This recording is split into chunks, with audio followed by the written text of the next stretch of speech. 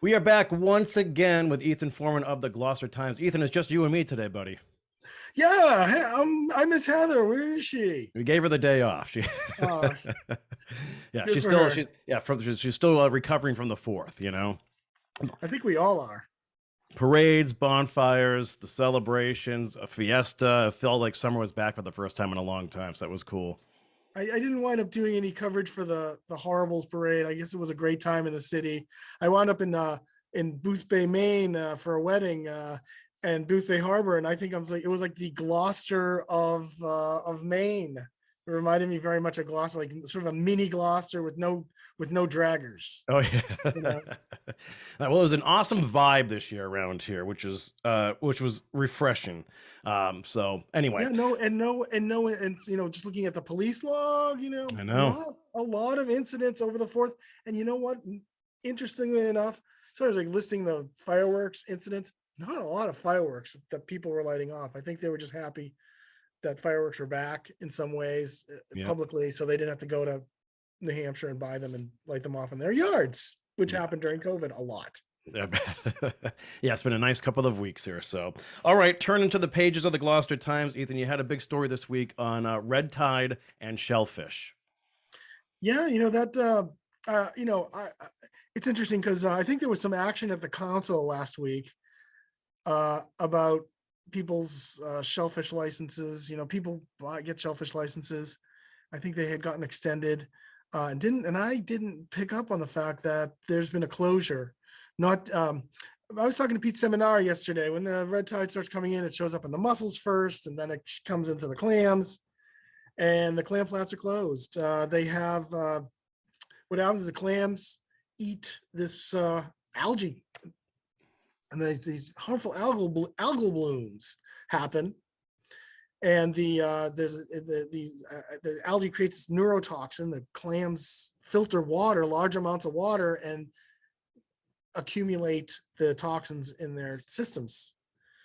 So Pete was telling me what they do is they take about 100 grams of clam meat, and I didn't put this in the story. They take 100 grams of clam meat, stir it up, extract the neurotoxin, inject it into a rat. Really? And yes, and the rat dies, and the length of time for it to die, they figure out how toxic it is. Anyway, Wow. the level is about 80 micrograms per 100 grams of shellfish meat, Hmm. and we're above that. So And I think, and the red tide is just indefinite. well, they they'll test now more regularly. They get 3 consecutive tests below 80. The shellfish is the shellfish is safe to eat, so it passed. It's not. There's a lot of closures for rain events. I don't see them. This was something that the shellfish constable, shellfish warden, had posted in all caps yesterday, and I just happened to see it. But the closures started happening in about mid-June for mussels, and then so what really this? But what is this? So what is the impact? I say, oh, what's the impact? It's probably impacting people who like to go recreationally and dig clams, and then the diggers. Mm. Now I don't know. Earlier in the year we had done a story about them seeding one of the flats. Yes. Yep. And it had a great name, and it's now escaped me.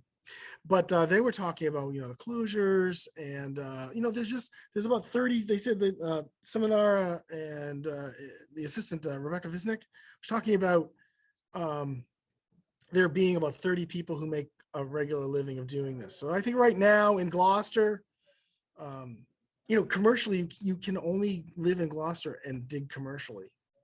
So there's people locally that are going to be impacted. Mm. Now, I talked to Woodman's yesterday, and they know how to weather this storm. They get clams from elsewhere. So please do not avoid the clam places. They have suppliers. Yeah, things are This does good. not impact. Like, please don't shy away from fried clams. Yeah. It's not anything. It's just you're not going to get the local Ipswich clams for a little bit. Right. but all's well for now. So yeah, we'll stay posted on that for sure.